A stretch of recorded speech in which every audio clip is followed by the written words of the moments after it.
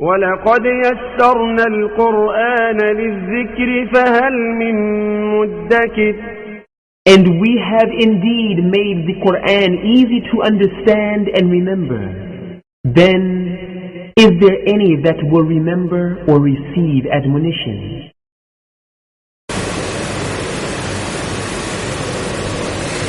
بسم اللہ الرحمن الرحیم. الحمدللہ والصلاة والسلام علی رسول اللہ وبعد.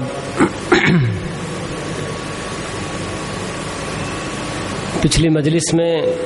ہم لوگوں نے جو باتیں معلوم کی تھیں کہ قرآن مجید کی وضاحت معلوم کرنے کے لیے، قرآن مجید کو سمجھنے کے لیے سب سے پہلے قرآن سے مدد لینی ہے، پھر احادیث نبویہ سے ہم مدد لیں گے، اور پھر صحابہ اور تابعین کے اقوال سے بھی ہم مدد لیں گے، اور پھر آخری بات یہ بھی معلوم ہوئی تھی کہ عربی زبان، اس سے بھی ہم قرآن کو سمجھنے میں مدد لے سکتے ہیں. کسی لفظ کا کوئی معنی معلوم نہ ہو تو عرب کے لوگ اس لفظ کو کس معنی میں استعمال کرتے تھے، اسے جاننے کے بعد ہم قرآن مجید کی تفسیر کر سکتے ہیں. اور جہاں تک عربی زبان کا تعلق ہے تو صرف الفاظ کا جان لینا ہی کافی نہیں، بلکہ اس کے کچھ اور بھی رولز اور ریگولیشنز ہوتے ہیں جو استعمال میں آتے ہیں. کیونکہ عربی زبان ایک ایسی زبان ہے جس میں حرکات ہوتے ہیں، یعنی کہ جسے آپ زبر، زیر، پیش وغیرہ کہتے ہیں. یہ صرف عربی زبان ہی کی خصوصیت، یا بعض اور جو ہے کچھ زبانوں میں اس طرح کی چیز پائی جاتی ہے، سننے میں آیا ہے. ورنہ ہم جو بولتے ہیں، اردو ہو، انگریزی ہو، تمل ہو، تو ان سب کے اندر یہ پیش، زیر، زبر والی اس طرح کی کوئی بات تو نہیں پائی جاتی ہے. اور یہی ایسی چیز ہے کہ اس کے بدلنے سے معنی اور مطلب ہی سب بدل جا سکتا ہے. بالکل جسے آپ پیش دے کر، جیسا کہ ایک چھوٹی سی مثال میں آپ کے پاس بتاتا ہوں کہ ضرب محمد زیدن، عربی زبان میں ایک سمپل سینٹنس ہے کہ جس کے اندر ایک ورب ہے اور ایک سبجیکٹ ہے اور ایک آبجیکٹ ہے. اس کے اندر ضربہ مارا کے معنی میں یہ ورب ہو گیا آپ کے پاس، اور محمدن اگر کہیں گے تو یہ سبجیکٹ ہوگا. محمدن آپ پڑھیں گے تو تب یہ سبجیکٹ ہوگا، اور زیدن جب آپ پڑھیں گے تو تب یہ آبجیکٹ ہوگا. اگر آپ یہی بتانے کے لیے کہ صاحب محمد نے زید کو مارا، آپ کو مارنے کا لفظ بھی معلوم ہو گیا، اور محمد اور زید یہ تو نام ہیں کہہ کر آپ ضرب محمدن زیدن بول کے آپ اگر بولیں گے تو عرب کوئی سننے والا یہی سمجھے گا کہ مارنے والا محمد نہیں بلکہ مار کھانے والا محمد ہے اور مارنے والا زید ہے. تو اس طرح سے یہ اتنی چیزیں ہوتی ہیں اس کے اندر کہ جناب بالکل یہی کمال پیش اور زیر زبر وغیرہ کا کہ اس کے بدل جانے سے معنی اور مطلب ہی بالکل بدل جا سکتا ہے. تو قرآن کی تفسیر کے لیے صرف لفظ کا معنی جان لینا اور اس کا استعمال کیسے کیسے ہوتا ہے، اور ایک چیز یہ بھی ہوتی ہے عربی زبان کے اندر کہ کبھی لفظ بالکل ظاہری معنی کے لیے استعمال ہوتا ہے، اور کبھی کوئی لفظ بول کر اس سے اس کا کوئی مجازی معنی مراد لیتے ہیں. تو یہ یعنی کہ ظاہر اور مجاز یعنی کہ حقیقی معنی سے ہٹ کر کوئی دوسرا معنی اس سے مراد لیا جاتا ہے. تو یہ سب اسلوب کلام ہے. عربی زبان کے اندر مختلف اسالیب ہوتے ہیں، تو ان کا استعمال بھی معلوم کرنا یہ انتہائی ضروری ہے. تو زبان سے جہاں آپ مدد لیں گے تو زبان کے جو خاص کر گرامیٹکس جو رولز ہیں تو ان کی جانکاری انتہائی ضروری ہے. اس کے بغیر صرف ترجمہ لفظ ورڈ بائی ورڈ جیسے کہ ترجمہ آپ سمجھ لیتے ہیں، سیکھ لیتے ہیں، تو اسے لے کر آپ یہ سمجھیں کہ اب ہم قرآن اچھی طرح سے سمجھ سکتے ہیں، ہمیں کسی اور کی کوئی ضرورت نہیں، تو یہ بہت بڑی غلطی ہوگی. کیونکہ استعمال کا طریقہ بدلتے رہتا ہے. سورہ فاتحہ ہم برابر پڑھتے ہیں ہر نماز، بغیر سورہ فاتحہ پڑھے نماز تو ہوتی ہی نہیں. تو ایسی صورت میں دیکھیے کہ اس کے اندر معمولی آیت ہے کہ ایاک نعبد و ایاک نستعین ہم پڑھتے ہیں. اب اس آیت کے اندر ایاک نعبد، ایاک یہ آپ کے پاس آبجیکٹ کی جگہ پر آیا ہے، اور نعبد جو ہے تو اس میں ورب بھی ہے اور سبجیکٹ بھی ہے، دونوں چیزیں پائی جائیں، لیکن یہاں ترتیب جو بدلی ہوئی ہے، عام جو ترتیب ہوتی ہے تو وہ پہلے ورب ہوتا ہے، پھر اس کے بعد سبجیکٹ، پھر اس کے بعد آبجیکٹ ہوا کرتا ہے، لیکن یہاں آپ کے پاس جو ترتیب بدل کر ایاک نعبد، پہلے آبجیکٹ دے کے اس کے بعد پھر ورب اور سبجیکٹ دے رہے ہیں، تو اس کا ایک مقصد ہے، اس کے پیچھے بھی ایک حکمت ہے، اس لیے اس کو ایسے استعمال کیا گیا ہے۔ کیوں؟ اس لیے کہ اس کے اندر یہ معنی پیدا ہوتا ہے کہ ہم صرف تیری ہی عبادت کرتے ہیں، یعنی کہ تیرے علاوہ کسی اور کی عبادت نہیں کرتے۔ اگر ہم اسے بالکل نارمل ترتیب کے حساب سے اگر پڑھ دیں نعبدو کا، تو ایسی صورت میں اس کا معنی ہوگا کہ ہم تیری عبادت کرتے ہیں، لیکن تیرے ساتھ کسی اور کی بھی کرتے ہیں نہیں کرتے ہیں اس کا ہم نے کچھ نہیں اقرار کیا۔ لیکن جب ایاک نعبد جب کہتے ہیں تو ایسی صورت میں یہ صرف ایک اقرار نہیں ہے کہ ہم تیری عبادت کرتے ہیں، بلکہ ہم صرف تیری ہی عبادت کرتے ہیں، تو اس کا مطلب یہ ہوگا کہ تیرے علاوہ کسی اور کی عبادت ہم نہیں کرتے ہیں۔ تو ایسی بہت ساری چیزیں ہوتی ہیں، کہیں کسی کو آگے کر دیا جاتا ہے، جس کا اصل مقام پیچھے ہونا چاہیے اسے آگے کرتے ہیں، تو اس میں کیا تبدیلی ہوتی ہے۔ کوئی لفظ ایک لفظ ہوتا ہے جو معنوں میں مختلف معنوں میں استعمال ہوتا ہے، تو یہ ساری چیزیں ان کی بھی جانکاری ضروری ہے۔ اس کے بغیر صرف ورڈز کے میننگ جان لیں، اس کی وجہ سے ہم سمجھیں کہ صاحب ساری عربی زبان کے جو نا الفاظ ہم کو معلوم ہے یا ڈکشنری ہمارے پاس موجود ہے، تو کس ورڈ کا کیا میننگ ہم یہ لے کر ہم خود بھی قرآن سمجھ سکتے ہیں، تو یہ بہت بڑی غلطی ہوگی۔ تو یوں سمجھیے گویا کہ یہ بھی ایک طرح سے تفسیر بالرائے کے اندر آ جائے گی کہ انسان صرف اپنی عقل سے قرآن کا کوئی بھی معنی اور مطلب بیان کرنا، تو یہ بہت بڑی جرأت کی بات ہے۔ اس سے اللہ کے رسول نے ہم کو خبردار کرایا ہے کہ ہمیں جب تک کوئی علم نہ ہو قرآن کی کسی آیت کے بارے میں کہ اس سے کیا بتانا مقصود ہے، تو ہم اپنی عقل استعمال کر کے کوئی چیز نہیں بتا سکتے ہیں۔ تو اس کے بعد ہمارے پاس سوالوں کا سلسلہ تھا کہ جس میں آخری سوال تھا کہ قرآن مجید کی مختلف قراءتیں ہیں، 7 قراءتوں پر قرآن مجید نازل ہوا، یہ اللہ کے رسول کی حدیث بھی ہے، صحیح حدیث، جس میں آپ یہ نہ بتاتے ہیں۔ اور جیسا کہ میں نے بتایا تھا کہ ہر لفظ کو آپ 7 طریقے سے پڑھنا یہ مراد نہیں ہے اس میں، بلکہ اس کی جو نا کیا ہے کہیں کہیں اس طرح کی بات ہوتی ہے کہ جس میں الگ الگ یہ کرتے ہوئے، تو یہ پوری کل 7 قراءتیں، بلکہ بعض اہل علم نے 10 تک بھی جو نا اس کو جو نا پہنچایا ہے، اور یہ سب بالکل صحیح ثابت شدہ قراءتیں ہیں۔ لیکن یہ بھی جان لینا ضروری ہے کہ کوئی آدمی یہ نہیں کہہ سکتا کہ اسے اگر کسی ایک قاری کو اس نے سن لیا پڑھتے ہوئے، جیسا کہ بہت سارے لوگ شیخ عبد الباسط صاحب کی قرات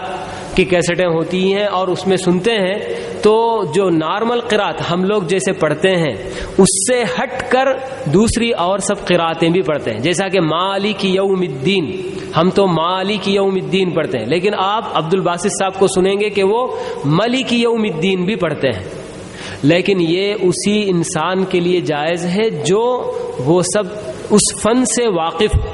کہ بھئی کس کلمے کو کیسے پڑھا جانا اللہ کے رسول سے ثابت ہے، تو یہ جاننے کے بعد اگر وہ کسی جگہ ایک قرات سے کسی جگہ کسی دوسری قرات سے پڑھتا ہے تو پھر اس میں کوئی حرج نہیں۔ اس کی جانکاری کے بغیر بندہ اس کے اندر بھی تصرف نہیں کر سکتا ہے۔ تو جو قرات اس کی پڑھتا آتا ہے وہ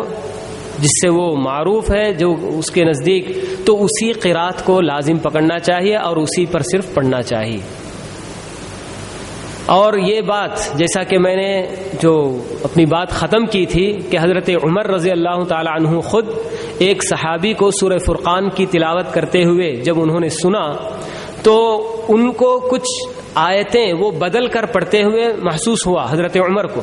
تو اسی لیے اس صحابی کے نماز ختم کرنے تک انتظار کیے۔ جب ہی نماز ختم کیے وہ صحابی تو حضرت عمر نے فوراً اپنی چادر سے ان کے گلے میں پھندا ڈال دیا، پھندا ڈال کر اللہ کے رسول کے پاس کھینچ کر چلے آئے۔ تو اللہ کے رسول نے کہا کہ بھئی پہلے ان کو چھوڑو، پھر اس کے بعد مسئلہ کیا ہے بتاؤ. تو حضرت عمر نے بتایا کہ اللہ کے رسول آپ نے مجھے سورہ فرقان اس طرح سے سکھلائی اور یہ پڑھ رہے ہیں تو یہ کچھ غلط پڑھ رہے ہیں. پھر اس کے بعد اللہ کے رسول نے حضرت عمر سے بھی کہا کہ آپ پڑھیے، تو انہوں نے پڑھا جیسے اللہ کے رسول نے ان کو سکھایا تھا. پھر دوسرے صحابی بھی پڑھے تو ان کو بھی اللہ کے رسول نے پھر کہا کہ ہاں صاحب ایسے بھی اترا ہے، یہ ایسے بھی اتری ہیں یہ آیتیں. اور یہی وہ چیز تھی کہ جس سے حضرت عثمان رضی اللہ تعالی عنہ کے زمانے میں بہت بڑا خطرہ محسوس کیا گیا تھا. حضرت عثمان کے زمانے میں مختلف علاقے سے لوگ جب میدان جنگ میں پہنچتے کہیں بھی جنگ کرنے کے لیے تو ایک ہی جگہ کے لوگ تو نہیں ہوتے تھے. اور اللہ کے رسول کے زمانے کے بعد بہت سارے صحابہ مختلف علاقوں میں جا کر بس بھی گئے، اور جہاں جہاں جو صحابی گئے تو ان لوگوں نے وہاں اپنے شاگرد بنائے جو کہ تابعی کہلاتے ہیں. تو اب جس صحابی کو اللہ کے رسول نے جیسے قرآن سکھلایا تو وہ ان کے پاس وہی چیز محفوظ تھی، اور وہ جس جگہ گئے اور اپنے شاگردوں کو سکھلایا تو اللہ کے رسول سے جو کچھ انہوں نے سیکھا وہی چیز انہوں نے ان کو سکھلائی. تو اب میدان جنگ میں جب مختلف علاقوں سے ایک جگہ لوگوں کو جمع کیا گیا تو وہاں یہ بات دیکھنے میں آئی کہ مختلف الگ الگ علاقے کے لوگ جب ایک جگہ آئے تو وہاں قرآن پڑھنے میں بھی اختلاف ہونے لگا، کیونکہ ان کو جس صحابی نے جو قرات سکھلائی وہ اس میں پڑھ رہے ہیں، اور کسی دوسرے علاقے کے لوگ آئے تو وہاں جس صحابی نے جیسے قرآن پڑھنا ان کو سکھلایا تو وہ اس طریقے سے پڑھ رہے تھے. تو صحابہ نے خود محسوس کیا کہ یہ لوگ آپس میں جھگڑ رہے ہیں کہ میں جو طریقہ جس طریقے پر پڑھ رہا ہوں وہی بہتر ہے، تمہارا طریقہ غلط ہے. یہ قرآن جو کہ مسلمانوں کے درمیان اتحاد قائم کرنے کے لیے آیا، اسی قرآن کو لے کر آپس میں مسلمان جھگڑنے لگ گئے. تو تب بعض صحابہ نے جب اس خطرے کو محسوس کیا تو جنگ کے اختتام کے فوراً بعد جیسے ہی یہ لوگ واپس ہو رہے تھے اپنے اپنے علاقوں کو، تو وہاں سے بڑے صحابہ حضرت عثمان کے پاس پہنچے. مدینے میں پہنچ کر انہوں نے کہا کہ آپ اس امت کے لیے کچھ کیجیے قبل اس کے کہ یہ لوگ آپس میں ہی لڑ کر مر جائیں. تو پھر انہوں نے پوچھا کہ کیا بات ہے، تو یہ سارا ماجرا انہوں نے سنایا کہ دیکھیے مختلف لوگ مختلف علاقے سے آ کر الگ الگ قراتیں پڑھ رہے ہیں، ان کو علم نہیں کہ بھئی اس طرح سے بھی پڑھ سکتے ہیں اس طرح سے بھی پڑھ سکتے ہیں، تو یہ لوگ آپس میں اسی قرآن کو لے کر جھگڑ رہے ہیں. تو تب حضرت عثمان رضی اللہ تعالی عنہ نے عام حکم جاری کیا کہ صاحب جن جن کے پاس جو بھی قرآن وغیرہ لکھا ہوا ہے سب لا کر ہمارے دارالخلافہ میں جمع کر دیں. کسی کے پاس اپنا انڈیویجول قرآن نہیں ہونا چاہیے، بلکہ ہم یہاں سے سب کے لیے ایک نسخہ تیار کر کے ہم جناب بھیجیں گے، تو اس نسخے سے جو بھی چاہے اپنے لیے قرآن لکھ کر رکھ سکتا ہے، اس کی کاپی کر سکتا ہے. لیکن اپنے طور سے جن لوگوں نے بھی جو بھی قرآن لکھا ہوا ہے یا تو خود جلا کر ختم کر دیں یا پھر ہمارے اپنے پاس لا کر جمع کر دیں. تو اس حکم کے بعد ہی حضرت عثمان نے وہ طریقہ اپنایا جس میں قرآن جو لکھا گیا تو ایسے انداز سے لکھا گیا کہ جس میں قرآن مجید کی کسی آیت کو کسی اور طریقے سے بھی پڑھا جا سکتا ہو تو اس کی بھی اس میں گنجائش ہوتی تھی. یہ ایسا وقت تھا کہ جس میں کوئی اعراب بھی نہیں لگتے تھے، یعنی کہ یہ جو پیش زیر زبر وغیرہ ہے یہ بھی نہیں لگاتے تھے، حتیٰ کہ نقطے بھی نہیں لگائے جاتے تھے. یہ وہ زمانہ تھا حضرت عثمان کا جب قرآن اس طرح سے لکھا گیا، اور اسی ایک نسخے حضرت عثمان نے جو اس وقت کے بڑے بڑے صحابہ تھے 4-5 کی کمیٹی بنا کر پوری طرح سے ایک دم پورے احتیاط کے ساتھ قرآن کو انہوں نے لکھا، اور پھر اس کے بعد مسلمانوں کے جتنے بڑے بڑے شہر تھے تمام شہروں کو کاپیاں بھجوائی تھیں. تو اس طرح سے یہ قرات کا معاملہ ہے صاحب کہ لوگ نہ جاننے کی وجہ سے خود آپس میں لڑنے جھگڑنے لگ گئے تھے. لیکن اس کے بعد جب یہ علم عام ہو گیا کہ قرآن مجید کے اندر یہ خصوصیت پائی جاتی ہے کہ مختلف قبیلوں کے اعتبار سے اس کے پڑھنے میں اختلاف ہو سکتا ہے لیکن معنی اور مطلب میں کوئی اختلاف نہیں ہوتا ہے، صرف پڑھنے کی لفظ کی ادائیگی میں، جیسا کہ مالک اور ملک کہتے ہیں، یا پھر والضحیٰ ہم پڑھتے ہیں تو کچھ لوگ والضحیٰ، کیونکہ ان کے نزدیک وہی رواج تھا یعنی کہ الف کو کھڑا پڑھنے کی بجائے وہ لوگ ذرا سلا کر لٹا کر جو نا پڑھا کرتے تھے، تو اس کی وجہ سے کوئی معنی اور مطلب وغیرہ کے اندر کوئی تبدیلی وغیرہ نہیں ہوا کرتی ہے۔ تو یہ باتیں تھیں جو قرات سے متعلق تھیں۔ پھر اس کے بعد ایک دو سوال ہیں جس سے ختم کر کے پھر اہم موضوع کی طرف میں آتا ہوں۔ تو میں نے جو آپ لوگوں کے سامنے دعا پیش کی تھی کہ اللہ کے رسول صلی اللہ علیہ وسلم نے حضرت ابن عباس رضی اللہ عنہ کے حق میں دعا کی تھی، اللہم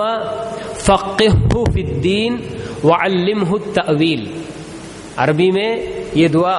طلب کیا گیا ہے خواتین کی جانب سے کہ اللہ کے رسول صلی اللہ علیہ وسلم نے ابن عباس کو جو دعا سکھلائی وہ عربی زبان میں کیا ہے، اور پھر مزید یہ بھی جو نا بات پوچھی گئی ہے کہ کیا ہم یہ دعا ہمارے اپنے بچوں یا اسٹوڈنٹس کے لیے بھی کر سکتے ہیں۔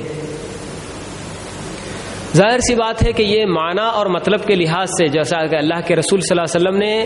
ابن عباس کے حق میں جو دعا کی تو وہ تو یقیناً اللہ کے رسول کی دعا ان کے حق میں تھی، تو وہ خصوصیت کی بات ہے جس کی وجہ سے واقعی اللہ تعالیٰ نے اللہ کے رسول کی کوئی دعا رد تو نہیں کی جاتی ہے، ہر دعا قبول ہوتی ہے، تو اسی کے برابر اللہ تعالیٰ نے ابن عباس رضی اللہ تعالی عنہ کو بہت بڑا مقام دیا اور قرآن کی سمجھ اور دین کی سمجھ یہ سب کچھ عطا کیا۔ تو اب یہ تو ایسی دعا کہ انسان خود اپنے لیے بھی اللہ سے دعا کرنا چاہیے کہ اللہ مجھے بھی تو دین کی سمجھ عطا فرما اور قرآن کی تفسیر بھی مجھے اس کا بھی علم مجھے دے، قرآن بھی سمجھنے کا علم دے۔ تو اسی طرح کی یہ دعا اگر ہم کسی اور کے لیے بھی بطور دعا اگر کرتے ہیں تو اس میں کوئی حرج تو نہیں ہے۔ پھر اس کے بعد ایک دعا ہے کہ حضرت علی رضی اللہ تعالی عنہ کو کوئی اسپیشل دعا حفظ کے لیے دی گئی تھی ان کے، وہ کیا دعا ہے مجھے خود اس کا علم نہیں ہے کہ حضرت علی رضی اللہ تعالی عنہ کو کون سی خاص دعا سکھلائی گئی۔ میں نے بہت غور کیا، سوچا تو مجھے کوئی چیز ایسی یاد نہیں آ رہی کہ اللہ کے رسول نے خصوصیت کے ساتھ حضرت علی کو کوئی دعا سکھلائی ہو کہ یادداشت کے قوی رہنے کے لیے یہ دعا کرتے رہیں، اللہ عالم، مجھے اس کا علم نہیں ہے۔ پھر اس کے بعد تیسرا ایک سوال ہے جو کہ ہمارے اپنے معاشرے کا بڑا ہی اہم سوال، ایصال ثواب کا سوال ہے کہ کیا کسی مرے ہوئے شخص کے لیے قرآن پڑھ کر بخشوا سکتے ہیں؟ یہ ایسا مسئلہ ہے کہ اس میں اہل علم کے درمیان اختلاف پایا جاتا ہے، لیکن قرآن کریم کی آیت جس میں اللہ تعالیٰ فرماتے ہیں وَأَلَّيْسَ لِلْإِنسَانِ إِلَّا مَا سَعَى وَأَنَّ سَعْيَهُ سَوْفَ يُرَى وَلَا تَزِرُ وَازِرَةٌ وِزْرَ أُخْرَى وَأَن لَّيْسَ لِلْإِنسَانِ إِلَّا مَا سَعَى۔ یہ سورہ نجم کے اندر اللہ تعالیٰ بتاتے ہیں کہ کسی انسان پر کسی اور کا گناہ لادا نہیں جائے گا، اس پر نہیں ڈالا جائے گا۔ تو جیسے کسی انسان کا گناہ کسی دوسرے انسان پر نہیں ڈالا جائے گا، اسی طرح اللہ تعالیٰ یہ بھی بتا رہے ہیں کہ وَأَن لَّيْسَ لِلْإِنسَانِ إِلَّا مَا سَعَى، کہ کسی انسان کو ثواب اور اجر بھی صرف اتنا ہی دیا جائے گا جو اس نے خود کیا، کسی اور کے عمل کا اجر و ثواب اس کو نہیں دیا جائے گا۔ وَأَن لَّيْسَ لِلْإِنسَانِ إِلَّا مَا سَعَى۔ تو اسی آیت سے اس کا معنی لیتے ہوئے امام شافعی رحمہ اللہ یہی کہتے ہیں کہ اس آیت کے ذریعے ہم کو یہ بات معلوم ہوتی ہے کہ کوئی اور اگر کسی کے لیے قرآن وغیرہ پڑھ کر بخشوانا چاہتا ہے تو یہ چیز اس آیت کے مخالف بات لگ رہی ہے، کیونکہ اس آیت میں صراحت کے ساتھ یہ بتایا گیا ہے کہ وَأَن لَّيْسَ لِلْإِنسَانِ إِلَّا مَا سَعَى، کہ انسان کے لیے اجر و ثواب بھی صرف وہی دیا جائے گا جو اس نے اپنی کوشش سے کیا، جو کچھ دوڑ دھوپ اس نے کی اس کا ہی اس کو اجر و ثواب دیا جائے گا۔ اور پھر ہم اگر غور بھی کرتے ہیں تو اللہ کے رسول صلی اللہ علیہ وسلم کی حدیث بھی ہم کو ملتی ہے کہ جس میں آپ بتاتے ہیں کہ جب کوئی بھی ابن آدم مر جاتا ہے، اس دنیا سے رخصت ہو جاتا ہے، تو اسی کے ساتھ اس کے عمل کا سلسلہ ختم ہو جاتا ہے، مگر 3 ذریعے ایسے ہیں کہ جن کے ذریعے اس کو اجر و ثواب مل سکتا ہے۔ تو اس میں سے آپ ایک تو بتاتے ہیں کہ کوئی صدقہ جاریہ اگر وہ چھوڑ کر جاتا ہے کہیں کوئی کنواں کھدوا دیا یا کوئی یتیم خانہ بنا دیا یا کوئی مسافر خانہ بنا دیا، بہرحال صدقہ جاریہ کی چھوٹی بڑی مختلف شکلیں ہیں. تو یہ چیز جب اس نے کوئی جاری کر کے چلا گیا تو وہ چیز جب تک چلتی رہے گی اس کا اجر و ثواب اس کو ملتا رہے گا. اور دوسری چیز آپ کہتے ہیں کہ کوئی علم اگر وہ چھوڑ کر گیا، استاد تھا، پڑھا رہا تھا، بہت سارے شاگردوں کو اس نے اگر تیار کیا تو وہ سارے شاگرد اس سے علم سیکھنے کے بعد دین پر عمل کر رہے ہیں، اور پھر اسی طرح سے وہ لوگ اور بھی بہت سارے لوگوں کے ساتھ یہ دین کو پھیلا رہے ہیں. تو یہ بھی ایک شکل ہو سکتی ہے علم چھوڑنے کی. یا پھر کوئی کتاب لکھ چھوڑا اور اس کتاب کو پڑھ کر بہت سارے لوگ ہدایت لیتے جا رہے ہیں، اس سے متاثر ہو رہے ہیں، تو یہ بھی علم چھوڑنے کی ایک شکل ہو سکتی ہے. اور تیسری چیز جو آپ بتاتے ہیں تو وہ ہے کہ وہ نیک اولاد اگر چھوڑ جائے جو اس کے حق میں دعا کرے. تو یہاں غور کرنے کی بات یہی کہ اللہ کے رسول نے یہ بتلایا کہ نیک اولاد جو اس کے حق میں دعا کرے تو وہ چیز اس کو فائدہ پہنچائے گی. تو گویا کہ آل اولاد وغیرہ کی جانب سے اپنے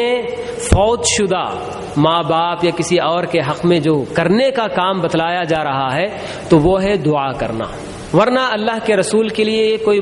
مشکل کام نہیں تھا کہ آپ یہ بھی بتا دیتے، اپنے پوری امت کو، صحابہ کو بتاتے کہ بھائی مرنے کے بعد جو لوگ مر جائیں تو ان کے حق میں قرآن پڑھ پڑھ کر بخشوائیے. کیا یہ مشکل تھا آپ کو کہنا؟ تو یہ چیز چونکہ شریعت میں اس کی کوئی گنجائش نہیں، تو اس وجہ سے آپ نے جو چیز درست ہے اس کی طرف ہم کو رہنمائی کی اور فرمایا کہ جو اولاد، اور یہاں بھی یہ بھی غور کرنے کی بات ہے کہ آپ نیک اولاد کہہ رہے ہیں، تو گویا اس میں ہر ماں باپ کو اس بات کی بھی جو نا تنبیہ کی جا رہی ہے کہ وہ اپنی اولاد کو نیک بنانے کی فکر کرے، کہ وہ نیک اولاد اگر چھوڑے گا تو وہی اس کے حق میں دعا کرے گی. ورنہ اولاد اگر نیک نہ ہو، بد اگر ہے، تو ایسی صورت میں بس 1-2-4 دن کے لیے کچھ کرے گی اور پھر اس کے بعد بھول بھال جائے گی. ہاں، جبکہ جو نیک اور صالح اولاد ہو تو وہ ہو سکتا ہے کہ اس کے اپنے مرتے دم تک اپنے والدین کے حق میں برابر جب بھی وہ یاد آ جائیں ان کے لیے دعا کرے، سب کرتا رہ سکتا ہے. تو آپ یہاں پر ہمارے لیے یہی چیز بتلا رہے ہیں کہ میت کے حق میں آپ جو کر سکتے ہیں تو وہ دعا کر سکتے ہیں، یا پھر اسی طرح سے کچھ صدقہ اور خیرات وغیرہ کی بھی ہم کو بات ملتی ہے احادیث کی روشنی میں کہ ہمارے اپنے فوت شدہ لوگوں کی جانب سے صدقہ اور خیرات بھی اگر کیا جائے تو یہ بھی چیز ان کو پہنچ سکتی ہے. تو یہ ایسے کام ہیں کہ ان میں جہاں تک دلیل ہم کو ملتی ہے اس پر ہم اگر اکتفا کر لیں تو یہ زیادہ بہتر ہے. کیونکہ یہ بالکل جنون طور پر آپ کہہ سکتے ہیں کہ یہ یقیناً چیز بالکل پہنچ سکتی ہے. اگر آپ اسے چھوڑ کر کوئی دوسرا کام کریں اور پھر یہ توقع رکھیں کہ اس کا بھی اجر و ثواب وہاں پہنچے گا تو ہم کہہ نہیں سکتے یقین کے ساتھ کہ یہ چیز پہنچے گی کہ نہیں پہنچے گی. تو اس لیے جو یقین کے ساتھ پہنچنے کا ہم کو ہمارے اپنے رسول نے جو طریقہ بتلایا ہے تو بس اس طریقے پر ہم اکتفا کر لیں، یہی اس کے اندر سب سے زیادہ بہتر صورت ہے.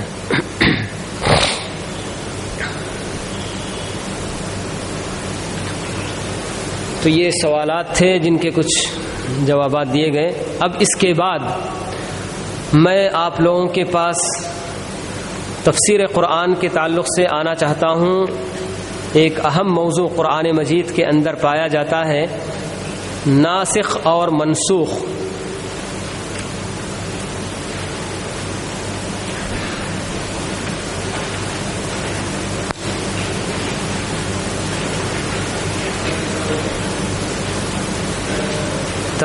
میں ہے صاحب پیج نمبر 37.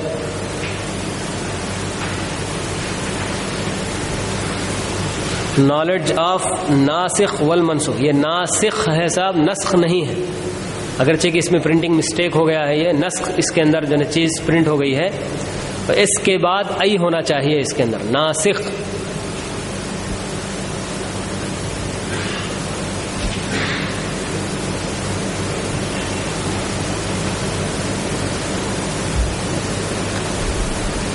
اور نسخ کا معنی آپ کے پاس جیسا کہ قرآن مجید کی اس آیت کے ترجمے میں لکھا گیا کہ وی ڈو ناٹ ایبروگیٹ،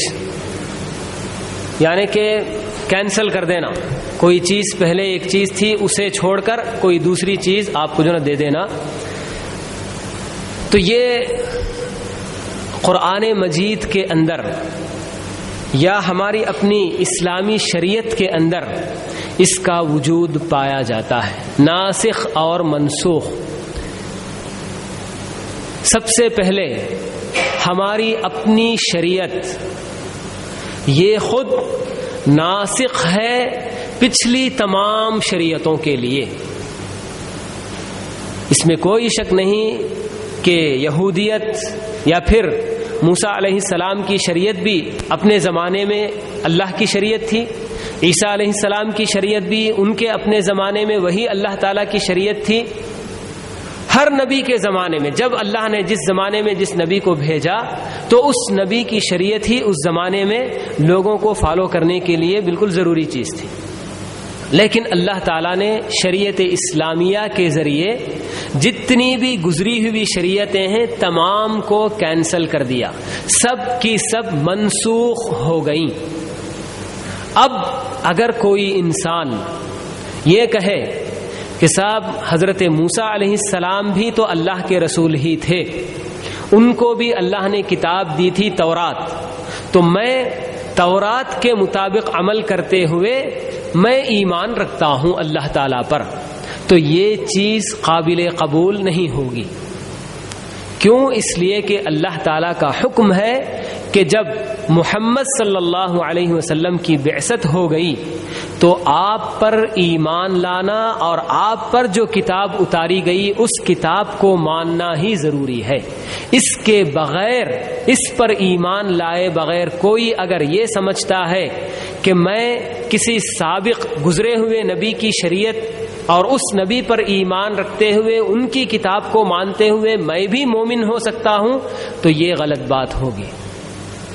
تو جیسے اللہ تعالیٰ نے ہر پرٹیکولر پیریڈ کے لیے ایک نبی کو بھیجا اور ان کی شریعت کو پھر ختم کر کے دوسرے نبی کو جب بھیجتے ہیں تو ان کی شریعت کو فالو کرنا ضروری ہوتا ہے. تو یہی چیز ہماری اپنی شریعت کے اندر بھی پائی جاتی ہے کہ اسلام، شریعت اسلام اس سے پہلے کی جتنی بھی شریعتیں تھیں ساری شریعتوں کو ختم کر دیا. اب ہمارے لیے دین وہی ہے، شریعت وہی ہے جو اسلام ہم کو بتاتا ہے کہ ہم کو یہ کرنا ہے، فلاں کرنا ہے، فلاں کرنا ہے، یہی سب ہم کرتے رہیں گے. ہم کو نماز کا طریقہ، نماز کے سلسلے میں ہم دیکھتے ہیں تو تقریباً بہت ساری شریعتوں میں نماز کا تذکرہ ہم کو ملتا ہے. حضرت ابراہیم کے بارے میں اللہ تعالیٰ نماز کا ذکر کرتے ہیں، رب اجعلنی مقیم الصلاۃ ومن ذریتی ربنا وتقبل دعا. حضرت ابراہیم کی دعا ہے کہ ابراہیم خود دعا کرتے ہیں کہ پروردگار تو مجھے نماز قائم کرنے والا بنا. تو اس سے معلوم ہوتا ہے کہ نماز نام کی چیز ان کی شریعت میں بھی تھی. اسی طرح سے اسماعیل کا بھی اللہ تعالیٰ تذکرہ کرتے ہیں، اس میں بھی یہ بات ہے. اور حضرت موسیٰ علیہ السلام ان کے لیے بھی اللہ تعالیٰ یہی حکم دیتے ہیں، اقیم الصلاۃ لذکری.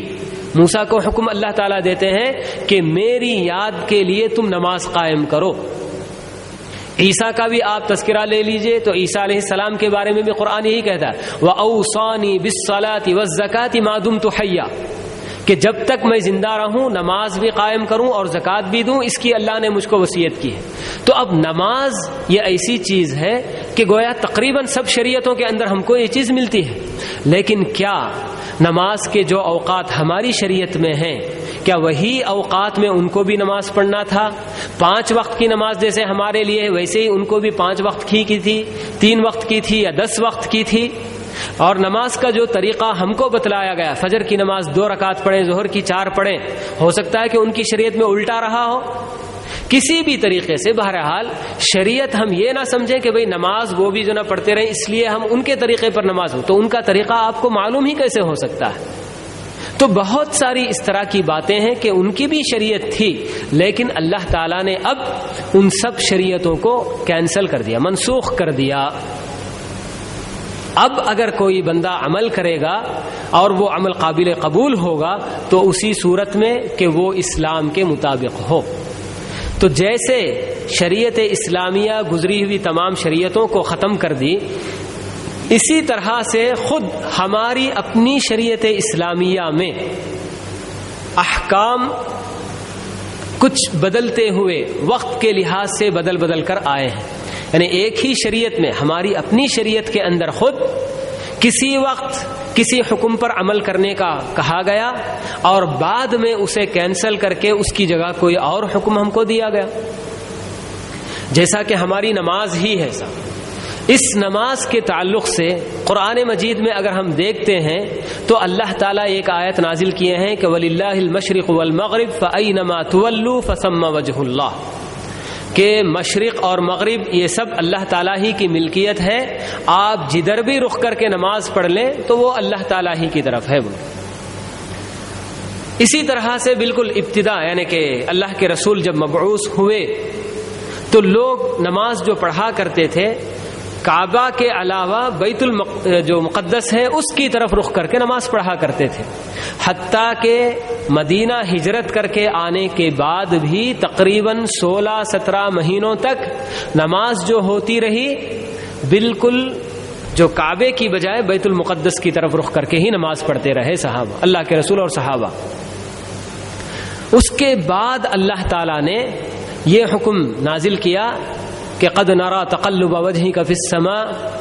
فلنولينك قبلة ترضاها فول وجهك شطر المسجد الحرام، کہ اللہ کے رسول بار بار اللہ تعالیٰ سے دعا کرتے رہے آسمان کی طرف اٹھا اٹھا کر نظریں کہ یا اللہ ہمیں کعبے کی طرف رخ کر کے نماز پڑھنے کا حکم دے دیجئے. تو یہ تمنا اللہ کے رسول کی جو تھی تو اسی کے مطابق اللہ تعالیٰ نے یہ حکم اب بدل دیا. تو اب یہ دیکھیے اسی کو کہتے ہیں نسخ، یعنی کہ پہلے ایک حکم جو چلا آ رہا ہے اسے کینسل کر کے اس کی جگہ کوئی دوسرا حکم دیا جائے.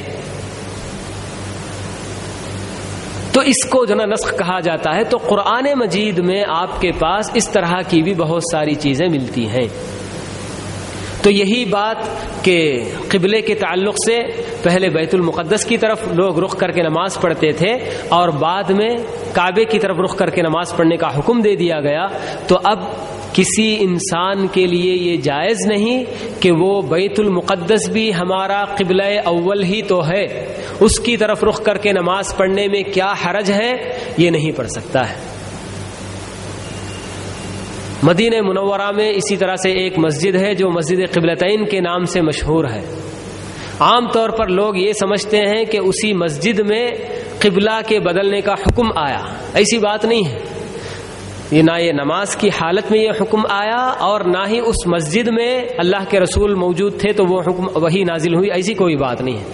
ہاں بس اتنی بات ہے کہ اللہ کے رسول صلی اللہ علیہ وسلم پر جب یہ حکم نازل ہو گیا کہ اب بیت المقدس کی طرف رخ کر کے نماز نہیں پڑھیں گے بلکہ کعبے کی طرف رخ کر کے نماز پڑھنا چاہیے، تو اس زمانے کے اعتبار سے مسجد نبوی اور جو مسجد قبلتین اس وقت جس جگہ ہے تو یہ کافی فاصلہ ہے. آج گاڑیوں میں بیٹھ کر 5-6-7 منٹ میں جو نا یہ فاصلہ طے کر لیتے ہیں، لیکن اس زمانے کے اعتبار سے دیکھا جائے تو یہ بہت لمبا فاصلہ رہا. تو اس علاقے میں کچھ مسلمان موجود تھے تو وہاں ان لوگوں کو یہ خبر ابھی نہیں ہوئی تھی، یہ اطلاع نہیں ملی تھی کہ قبلہ بدل چکا ہے. تو وہ لوگ اپنے اسی پرانا جیسا ان کو حکم دیا گیا تھا بیت المقدس کی طرف رخ کر کے وہ لوگ نماز پڑھ رہے تھے. تو اسی قبیلے کا ایک فرد جو اللہ کے رسول صلی اللہ علیہ وسلم کے پاس سے ہو کر آ رہا تھا تو انہوں نے آ کر دیکھا کہ ان کی قبیلے والے لوگ ابھی بھی پرانے قبلے کی طرف رخ کر کے نماز پڑھ رہے ہیں. تو ان لوگوں کو انہوں نے اسی نماز کی حالت میں اطلاع دی کہ اب قبلہ بدل چکا ہے، بیت المقدس نہیں بلکہ کعبے کی طرف رخ کر کے نماز پڑھنے کا حکم دیا گیا ہے. تو وہ لوگ اپنی اسی نماز کی حالت میں ہی بالکل امام کو آگے کر کے پھر مکمل جو نا گھوم کر کعبے کی طرف رخ کر کے نماز پڑھنے لگ گئے. تو ان کی ایک نماز دونوں قبلوں کی طرف ہوئی تھی. آدھی نماز ان کی پرانے قبلے کی طرف ہوئی تھی اور آدھی نماز ان کی بالکل نئے قبلے کی طرف ہو گئی تھی. تو اس مناسبت سے کہ اس مسجد میں ایک نماز دونوں قبلوں کی طرف پڑھی گئی تھی تو اس مسجد کا نام مسجد القبلتین رکھ دیا گیا ہے. لیکن بہت سارے لوگ سمجھتے ہیں کہ وہاں یہ آیت نازل ہوئی قبلہ کے بدلنے کی اور اللہ کے رسول وہاں موجود تھے، یہ سب باتیں. بلکہ تعجب کی بات یہی ہے کہ ہم لوگ بھی وہاں موجود تھے تو ہم نے دیکھا کہ بہت سارے لوگ پرانے قبلے کی طرف بھی رخ کر کے نماز پڑھتے رہے، چونکہ وہاں بورڈ وغیرہ لکھا ہوا تھا کہ اس طرح سے قبلہ جو نا بدل گیا اور پھر یہاں ایک ہی نماز دو قبلے کی طرف پڑھی گئی، یہ سب چیزیں، تو ان سب چیزوں کو دیکھ کر لوگ اسی طرف نماز بھی پڑھ لیا کرتے تھے۔ تو اب پوری طرح سے ساری چیزیں مٹا دی گئی، کوئی چیز اب باقی نہیں رہی، اور وہاں سختی کے ساتھ پہرا لگا دیا گیا ہے کہ کوئی بھی ادھر رخ کر کے نماز پڑھتا ہے تو اس کو گھما دیا جاتا ہے کہ بھئی آپ کی نماز ادھر نہیں ہو سکتی ہے، آپ ادھر پڑھیے نماز ان کی۔ تو یہ بہت سارے ہمارے اپنے لوگ اس طرح سے لا علمی ہوتی ہے تو سمجھتے ہیں کہ ہاں یہ پرانا قبلہ رہا ہے تو کیوں نہیں نماز پڑھ سکتے ہیں۔ تو نسخ کی ایک مثال نماز میں قبلہ بدلنے والی بات ہے۔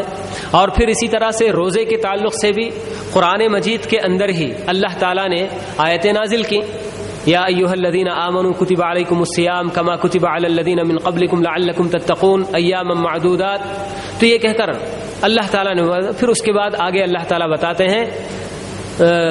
والذین یطیقونہ فدیۃ طعام مسکین کہہ کر۔ روزے کے اندر بھی شروع میں بہت ساری تبدیلیاں ہیں۔ دیکھیے کہ دو تین باتیں میں آپ کو بتاتا ہوں جس سے کئی سی تبدیلیاں، پہلے کیا حکم تھا اور بعد میں کیا چیز اس میں تبدیلی ہوئی، یہ معلوم ہو سکتی ہے۔ پہلے اس کا یہ حکم تھا کہ جو بھی بندہ چاہے وہ روزہ رکھنے کی طاقت رکھتا ہو یا نہ رکھتا ہو،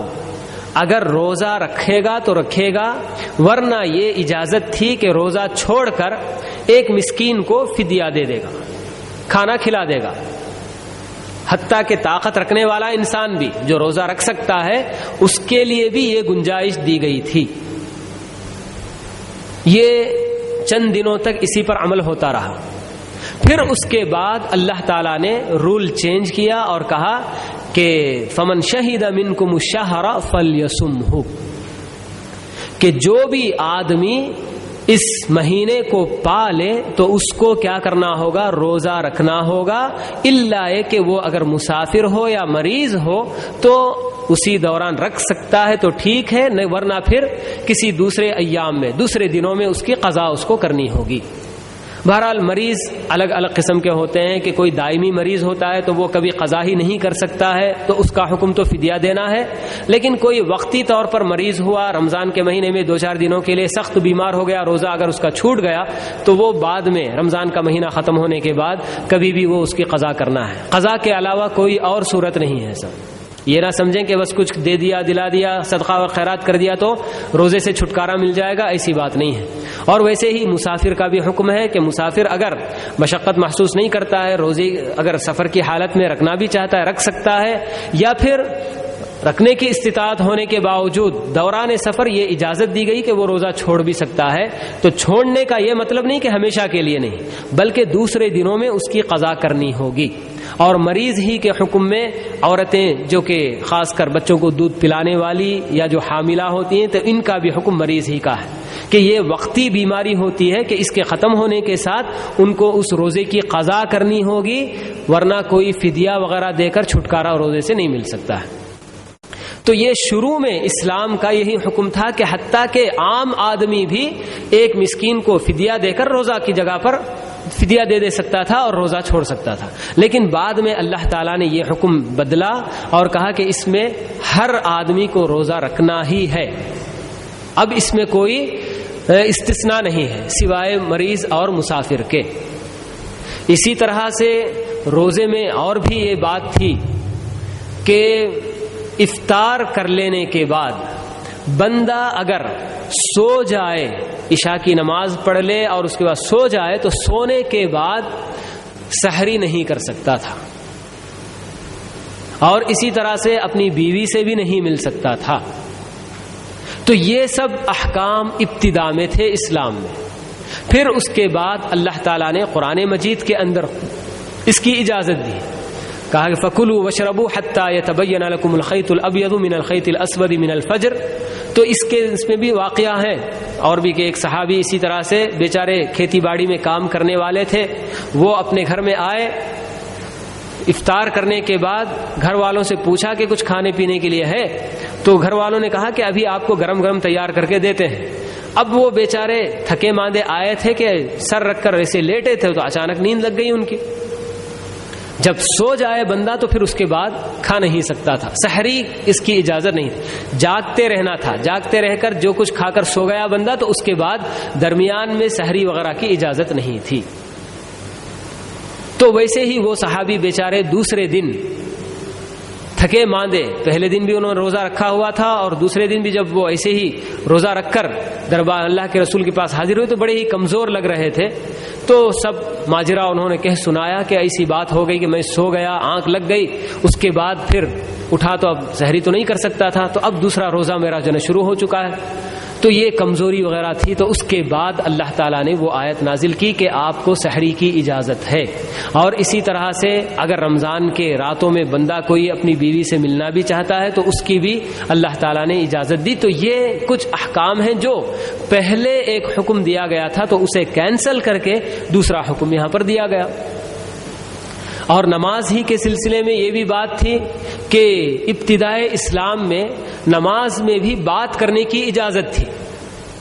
لوگ آتے تھے، کھڑے ہونے سے پہلے پوچھ لیتے تھے کتنی رکعت ہوئی بھائی،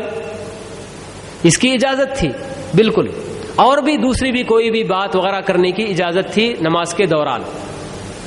تو یہ اللہ تعالیٰ نے اس طرح کا جو نا حکم دیا ہوا تھا پہلے کہ بھئی آپ نماز تو پڑھیں گے لیکن نماز پڑھتے ہوئے آپ کو گفتگو کرنے کی بھی اجازت ہے۔ لیکن بعد میں اللہ تعالیٰ نے یہ حکم دے دیا وَقُومُوا لِلَّهِ قَانِتِينَ کہ اللہ تعالیٰ کے لیے بالکل سائلنٹ کھڑے ہو جانا ہے، کوئی بات چیت وغیرہ اس کے اندر نہیں ہونی چاہیے۔ ایسے ہی حضرت عبداللہ بن مسعود رضی اللہ تعالی عنہ اپنا واقعہ بتلاتے ہیں۔ مکے میں بہت زیادہ تکلیفیں دی جا رہی تھیں صحابہ کو، تو اللہ کے رسول نے حبشہ ہجرت کرنے کے لیے صحابہ کو کہہ دیا تھا کہ بھئی آپ لوگ سرزمین حبشہ چلے جائیں، وہاں ایک نیک بادشاہ ہے، وہ جو نا تم لوگوں کی دیکھ بھال کرے گا، یہ سب کہہ کر۔ تو حضرت عبداللہ بن مسعود بھی حبشہ کی طرف ہجرت کرنے والوں میں سے تھے۔ اس کے بعد جب ان لوگوں کو خبر ملی کہ اللہ کے رسول خود بھی مدینہ ہجرت کر گئے ہیں تو سارے صحابہ یہاں سے نکل کر ادھر چلے گئے، مدینہ جا رہے تھے۔ تو حضرت عبداللہ بن مسعود بھی مدینہ جب پہنچے تو اللہ کے رسول کو انہوں نے سلام کیا جبکہ اللہ کے رسول نماز پڑھ رہے تھے۔ عبداللہ بن مسعود کو حیرانی ہوئی کہ کیونکہ ان کو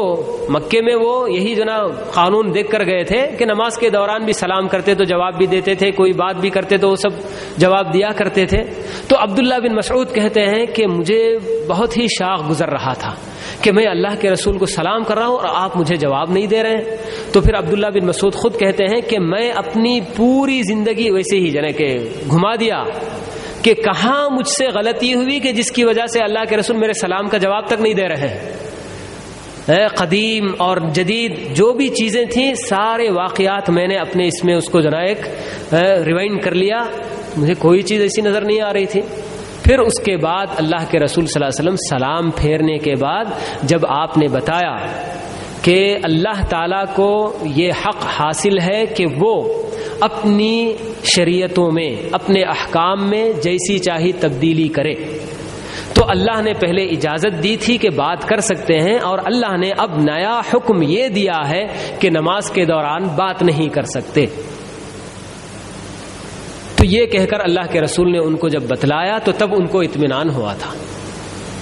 تو ایسی تبدیلیاں ہمارے پاس بہت ساری چیزیں جو نا قرآن مجید میں ملتی ہیں، تو اسی کو کہا جاتا ہے ایک ناسخ اور ایک منسوخ۔ ناسخ جو کہ بعد میں آنے والا حکم، اور منسوخ جو کہ پہلے جو حکم ہوا کرتا تھا۔ تو یہ جو نسخ قرآن مجید کے اندر ہے اس کی 3 صورتیں ہوتی ہیں۔ ایک جس میں ایک حکم کو بدل کر دوسرا حکم دیا جاتا ہے،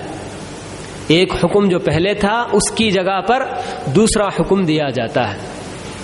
ایسے بھی تبدیلی ہوتی ہے۔ یا پھر یہ بھی ہو سکتا ہے کہ جو حکم پہلے دیا گیا اس کو صرف کینسل ہی کر دیا گیا، اس کی جگہ کوئی نیا حکم دیا گیا، ایسا نہیں ہوتا ہے بلکہ صرف کینسل ہی کر دیا گیا ہے۔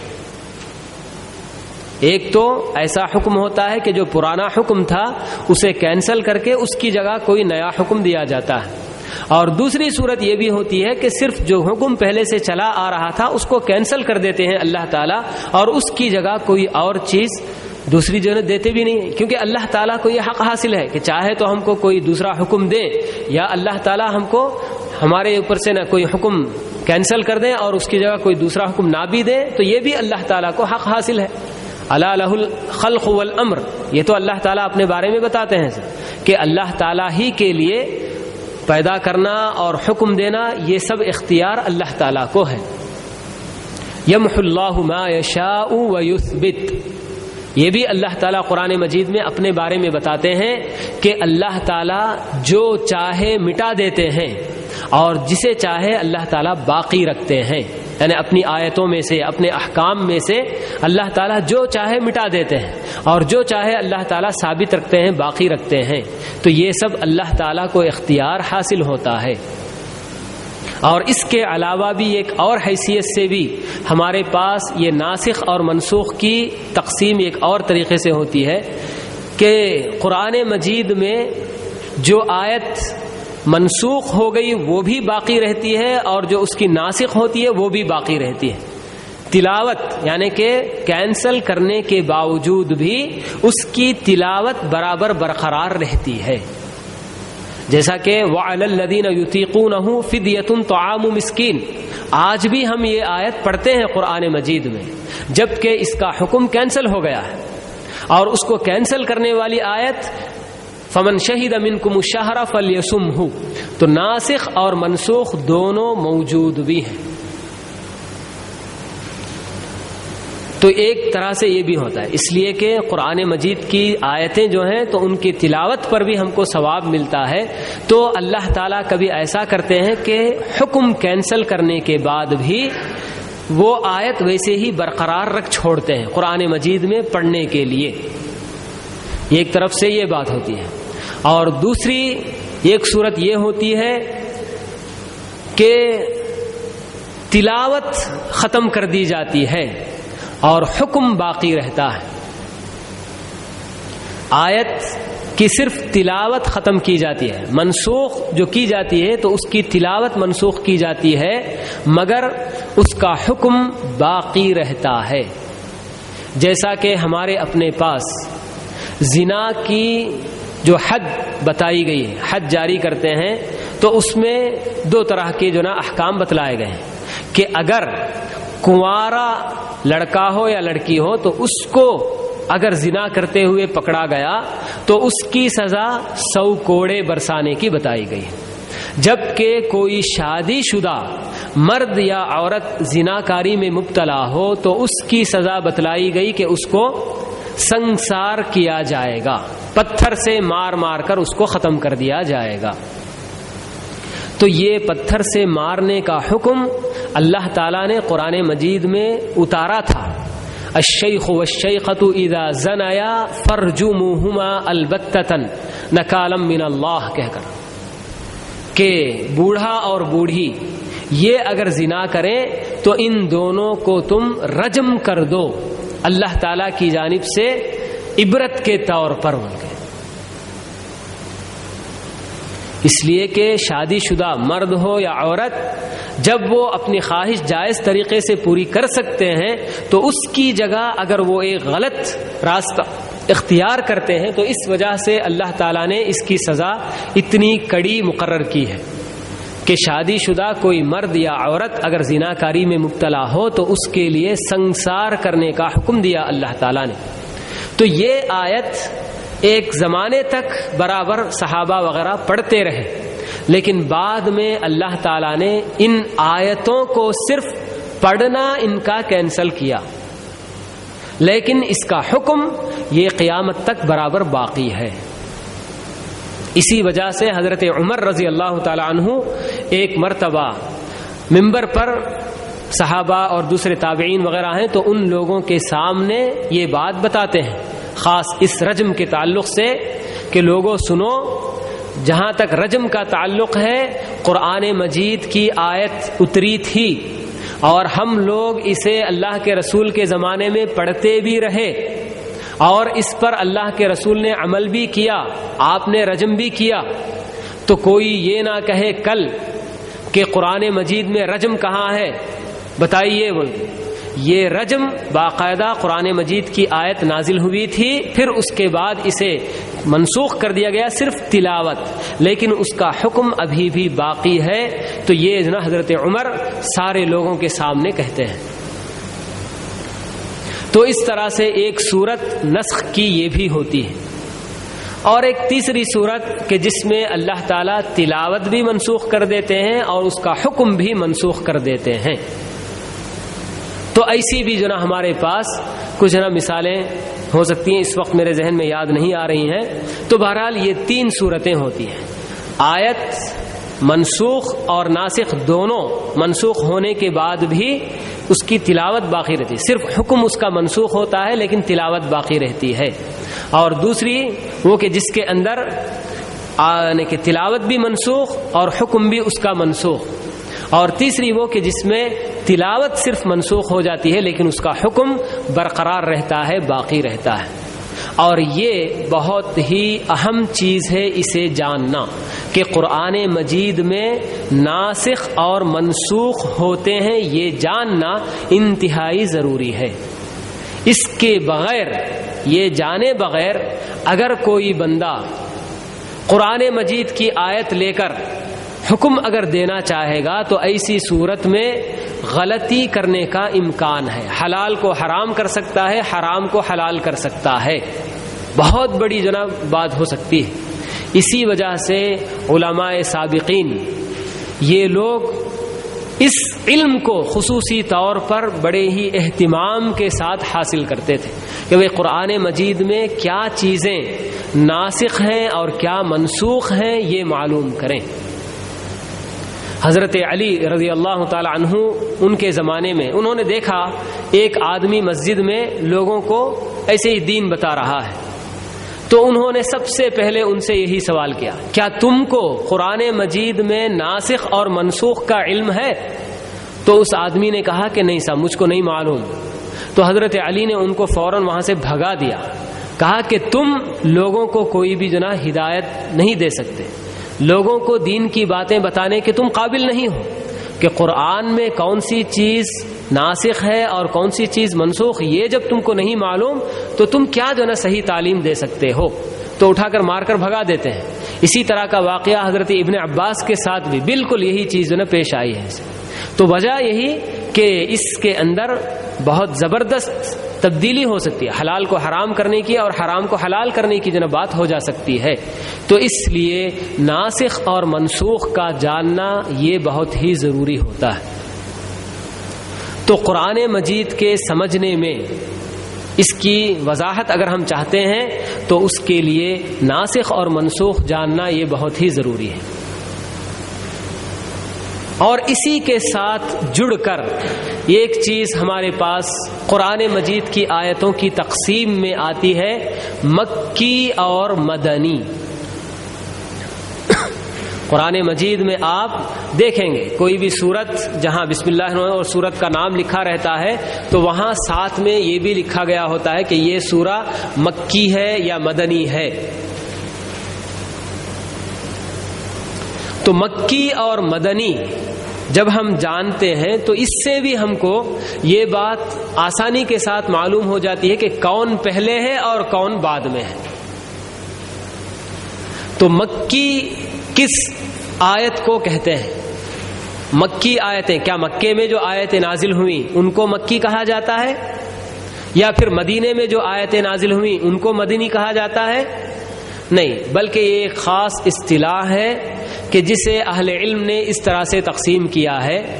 کہ ہجرت سے پہلے جتنی بھی آیتیں نازل ہوئیں، چاہے وہ مکے سے باہر ہی کہیں کیوں نہ نازل ہوئی ہوں، تو یہ آیتیں مکی کہلائیں گی. ہجرت مدینہ سے پہلے، مدینے کی طرف ہجرت کرنے سے پہلے جتنی بھی آیتیں نازل ہوئیں تو ان آیتوں کو مکی آیتیں کہا جاتا ہے. چاہے آیتیں نازل ہوئی ہوں، چاہے سورتیں نازل ہوئی ہوں، تو جو بھی ہیں. اور اس کے مقابلے میں مدینے کی طرف ہجرت کرنے کے بعد جو بھی آیتیں چاہے وہ مکے ہی میں کیوں نہ نازل ہوئی ہوں، اس لیے کہ ہجرت کے بعد اللہ کے رسول مکہ بھی بہت مرتبہ آئے ہیں، عمرے کے لیے آئے ہیں، حج کے لیے آئے ہیں، اور اس موقع پر بھی بہت ساری آیتیں نازل ہوئی ہیں۔ تو اگرچہ کہ مکے میں آیتیں نازل ہوئیں، مگر ان کو کیا کہا جائے گا؟ مدنی آیتیں کہا جائے گا، کیونکہ وہ ہجرت کے بعد نازل ہونے والی ہیں۔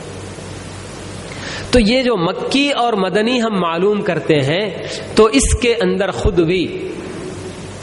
ناسخ اور منسوخ بھی آرام سے معلوم کر سکتے ہیں کہ مکے میں کچھ احکام تھے اور مدینے میں جانے کے بعد آیت دوسری اگر نازل ہوئی ہے اور دونوں کے درمیان ٹکراؤ اگر معلوم ہوتا ہے، تو ایسی صورت میں ہم کہہ سکتے ہیں کہ اللہ تعالیٰ نے یہ مکے میں نازل کیا تھا جو کہ قدیم حکم ہے، پرانا حکم ہے، اور اس کے مقابلے میں مدینے میں جو آیتیں نازل ہوئیں تو وہاں ہم دیکھ کر کہہ سکتے ہیں کہ یہ آیت چونکہ مدینے میں نازل ہوئی آیت ہے تو یہ بعد میں نازل ہونے والی آیت ہے، تو اللہ نے گویا اس آیت کے ذریعے مکے کے حکم کو منسوخ کر دیا، کینسل کر دیا۔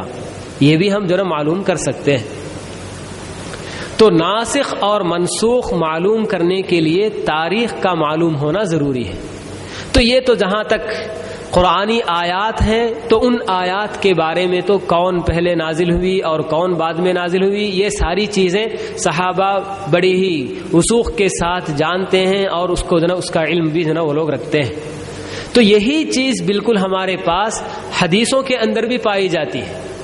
بہت ساری حدیثیں ہیں جس میں اللہ کے رسول پہلے ایک حکم دیتے ہیں، پھر بعد میں دوسرا حکم دیتے ہیں، جیسا کہ قبروں کی زیارت کا مسئلہ ہے صاحب، اللہ کے رسول نے لوگوں کو پہلے قبرستان کی زیارت کرنے سے منع کیا تھا، اس لیے کہ قبروں سے انسان اگر دل لگا بیٹھے گا، چونکہ ابتدائی ایام تھے جس میں انسان کو یہ قبر وغیرہ سے بالکل لے کر کے اللہ تعالیٰ سے جوڑنے کا مقصد تھا، تو اس لیے ابتدائی ایام میں قبروں کی زیارت سے منع کیا گیا تھا۔ لیکن بعد میں جب لوگوں کے دلوں میں اصل بات بیٹھ گئی، توحید اس کی بنیاد مضبوط ہو گئی کہ بھئی سب کچھ اللہ تعالیٰ کرنے والا ہے، نہ قبر والا کچھ کرتا ہے نہ کوئی اور کچھ کرتا ہے، یہ سب باتیں جب ان کے دلوں میں مضبوطی کے ساتھ بیٹھ گئیں تو اس کے بعد اللہ کے رسول نے اس کی اجازت دی اور کہا کہ صاحب میں نے تم لوگوں کو پہلے قبروں کی زیارت کرنے سے منع کیا تھا،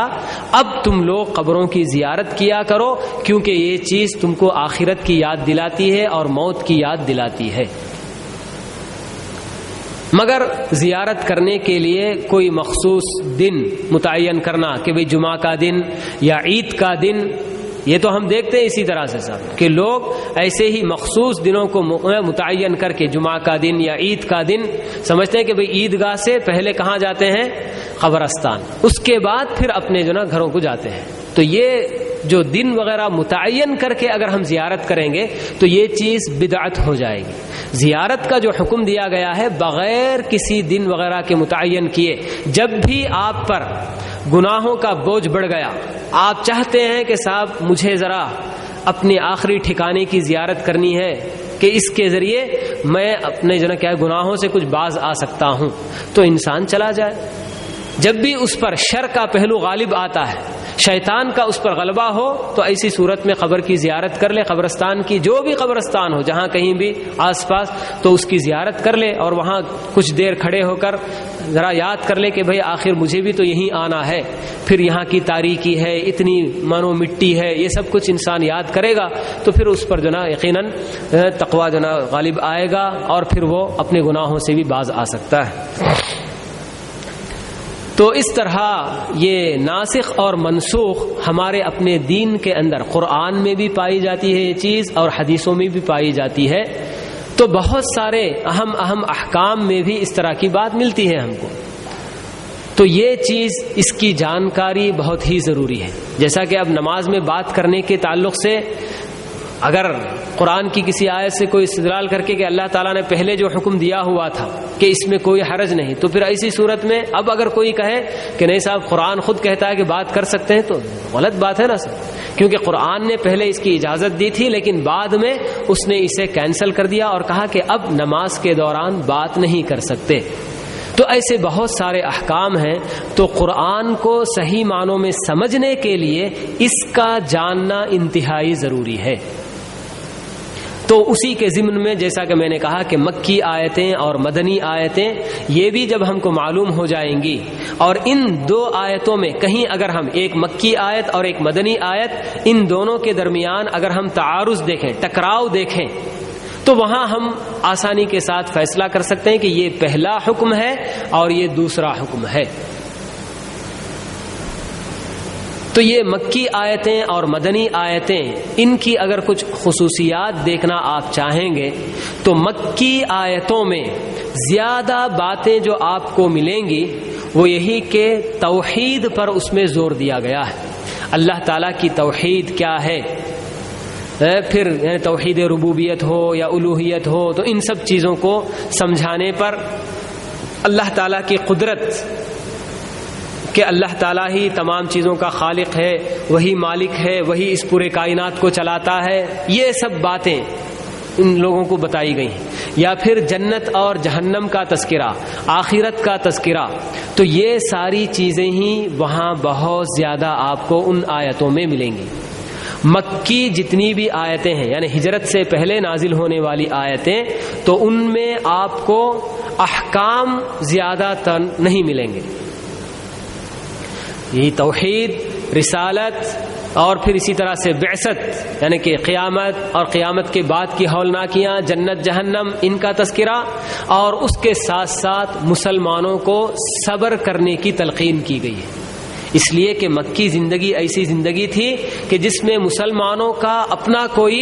ایک یہ نہیں تھا، اپنی کوئی طاقت نہیں تھی، اپنا کوئی ملک وغیرہ الگ نہیں تھا، تو اس لیے وہاں مسلمانوں کو یہ حکم دیا گیا کہ کفار اور مشرکین وغیرہ کی جانب سے جو بھی تکلیفیں دی جائیں تو ان سب کو آپ کو سہنا ہوگا، اس کا کوئی مقابلہ نہیں کرنا ہے۔ لیکن اس کے مقابلے میں مدینے کی جو آیتیں ہیں ان میں آپ اگر دیکھیں گے تو وہاں آپ کو احکام کی بھرمار نظر آئے گی۔ ہر حکم یوں سمجھ لیجئے کہ زیادہ تر احکام، کچھ ایسے احکام جو کہ اخلاقی طور سے یا اخلاق سے جن کا تعلق ہے، وہ احکام تو آپ کو مکی زندگی میں بھی ملیں گے، جیسے کہ سچ بولنا ہے، فلاں ہے، ایسی کچھ اخلاقی پہلو سے۔ لیکن عمل کے پہلو سے نماز پڑھنا یا پھر اسی طرح روزہ رکھنا ہے، زکوٰۃ دینا ہے، تو ایسے حج کرنے کا حکم، تو یہ سب بڑے بڑے احکام، تو ان تمام یا نکاح کے مسائل، طلاق کے مسائل، فلاں فلاں، تو یہ ساری چیزیں آپ کو کن آیتوں میں ملیں گی؟ مدینے کی آیتوں میں ہی ملیں گی۔ اور انہی آیتوں میں آپ یہ بھی دیکھیں گے کہ اب چونکہ مسلمانوں کی ایک سلطنت بن گئی، ان کے اپنے پاس بھی خود ایک طاقت آ گئی، تو اب ان لوگوں کو اس کی بھی اجازت دی گئی کہ وہ مقابلہ بھی کر سکتے ہیں۔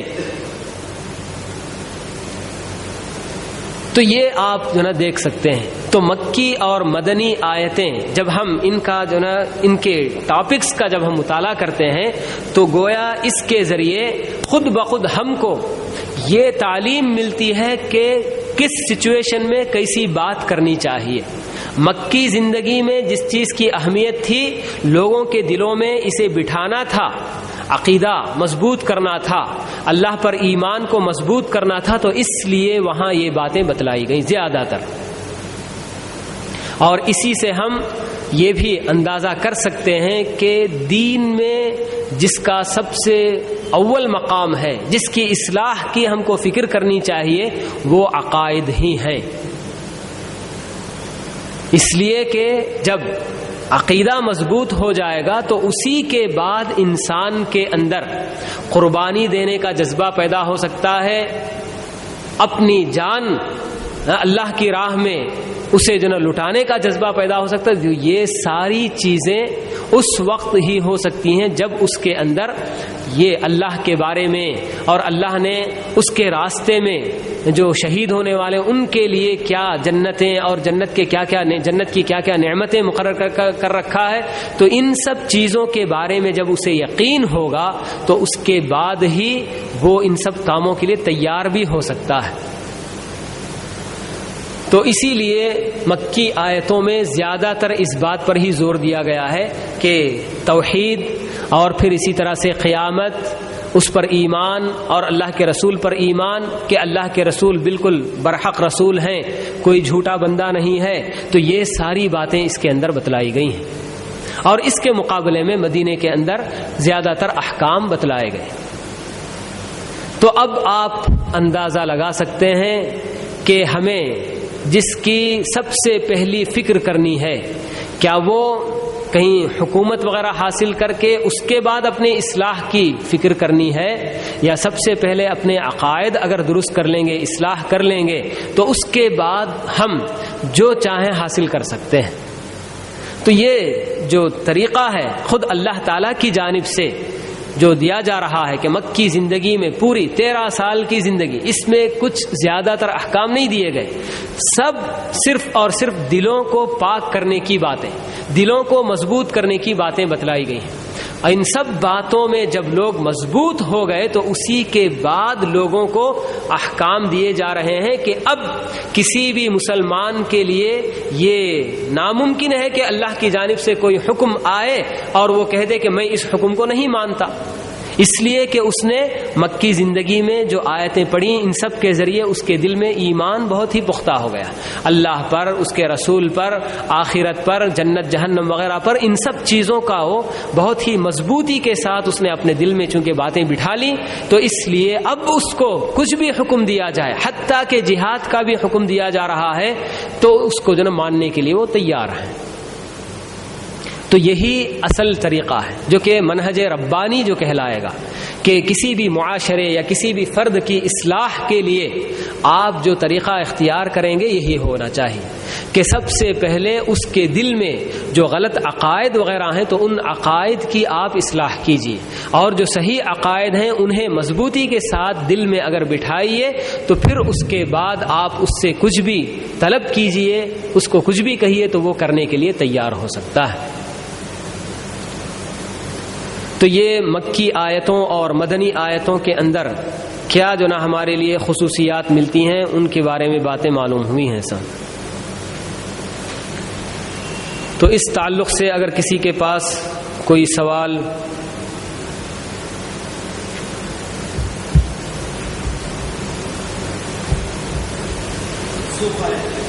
جی، ہاں، جہاں تک شراب کا حکم ہے تو اس میں منسوخ نہیں ہے کوئی چیز، بلکہ وہ اسٹیپ بائی اسٹیپ اللہ تعالیٰ نے لوگوں کو شراب سے دور کیا ہے۔ اس میں اجازت تو تھی بالکل پہلے ہی سے، ایک دم سے اس میں جو نا شراب پینے کی اجازت تھی، جی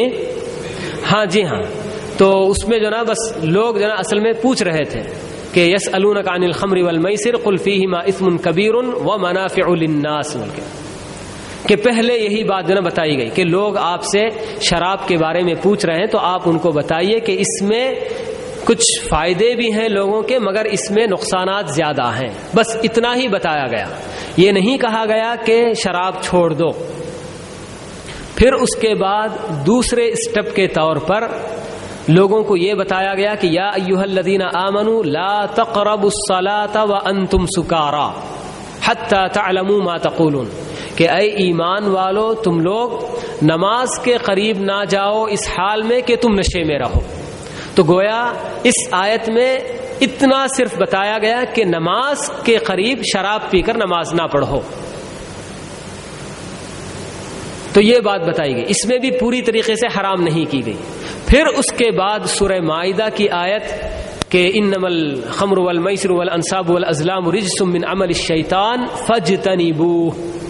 تو یہ آیت نازل کر کے اللہ تعالیٰ نے عام حکم بتلا دیا کہ شراب نہ پیو بلکہ اس کے قریب ہی نہ جاؤ۔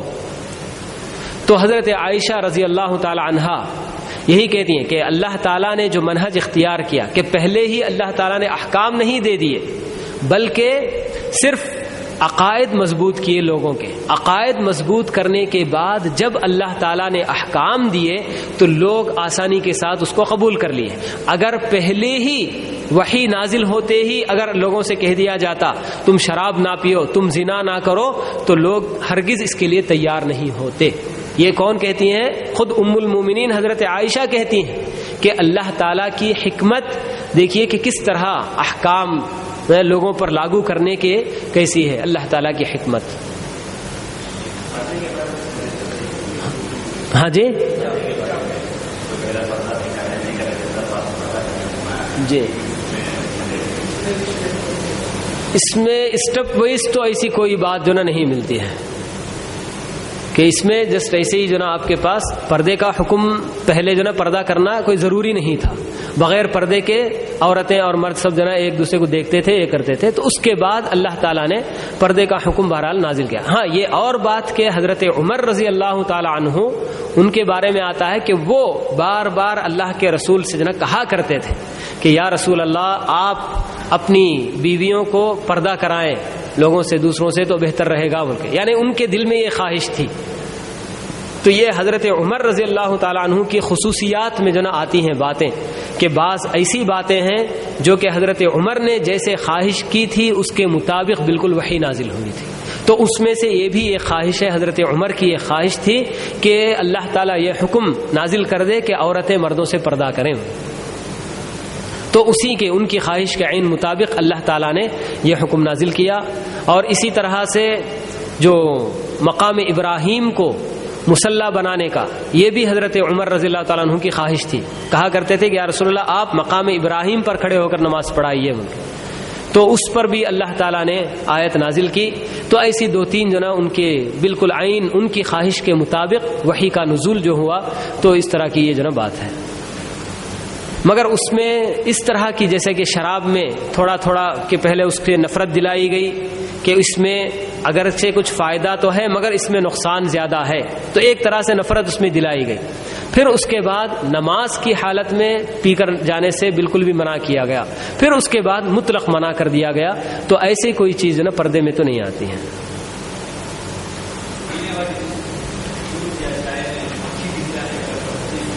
جی بالکل صحیح حدیث ہے صاحب کہ آپ کی پینے والی کسی بھی چیز، کون سی چیز؟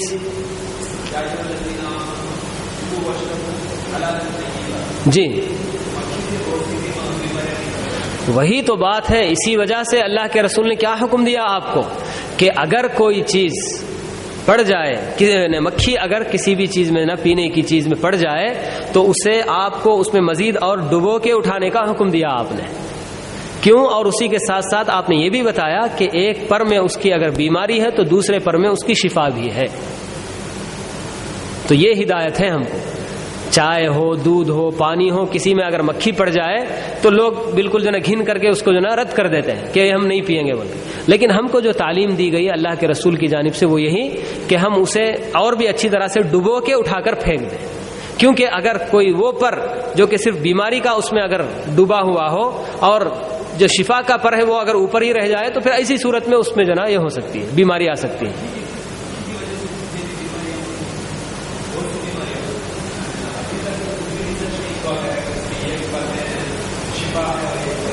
تو ریسرچ کرنے والے اگر کریں گے تو ضرور جو نا اس نتیجے پر پہنچ سکتے ہیں۔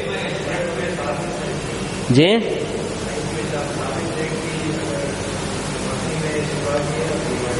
جی یہ تو لازم بات ہے، جب اللہ کے رسول نے جو نا جب کہہ دیا ہے، بالکل صحیح حدیث ہے یہ، تو اس میں جو نا کسی قسم کی جو نا کوئی بات جو نا ہو ہی نہیں سکتی ہے کہ ایک پر میں اس کی بیماری ہے تو اور ایک پر میں اس کی یقیناً شفا ہے۔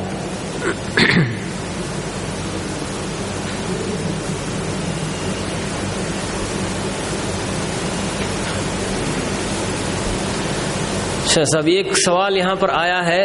کہ جس میں سوال ہو رہا ہے کہ قرآن مجید رمضان المبارک میں نازل ہوا جیسا کہ سورۃ القدر میں انا انزلناہ فی لیلۃ القدر کہہ کر اللہ تعالیٰ بتاتے ہیں، اور سورہ دخان میں یہ بات بتائی جاتی ہے کہ وہ شب یعنی کہ قدر والی رات کہ انا انزلناہ فی لیلۃ مبارکہ کہہ کر اللہ تعالیٰ بتاتے ہیں، تو کیا اس کا نزول کس اس میں ہوا؟ ان کے تو اہل علم یہاں پر یہی بتاتے ہیں کہ اللہ تعالیٰ جو سورہ دخان کے اندر جو بات بتلا رہے ہیں تو اس کا تعلق ہے لوح محفوظ سے آسمان پر اتارنے کا، کیونکہ جتنی بھی چیزیں جو بھی قرآن یا تورات، انجیل وغیرہ یہ سب کچھ لوح محفوظ میں لکھی ہوئی ہیں، بلکہ دنیا کی اور بھی تقدیریں اور قیامت تک جو کچھ ہونا ہے یہ ساری چیزیں لوح محفوظ اللہ تعالیٰ کے پاس ایک ایسی کتاب ہے جس میں سب کچھ لکھا ہوا ہے، اسی میں قرآن مجید بھی لکھا ہوا ہے۔